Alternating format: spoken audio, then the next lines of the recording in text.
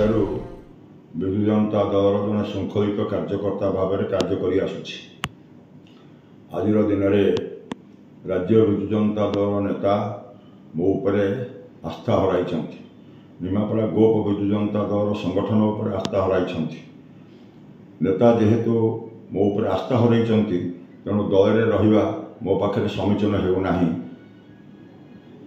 सुतरां दलर प्राथमिक सभ्य पदरू आज इस्तीफा देउछि। मो इस्तीफा पत्र माननीय दलर सभापति श्रीयुक्त नवीन पट्टनायक पाखक प्रेरण करिछि।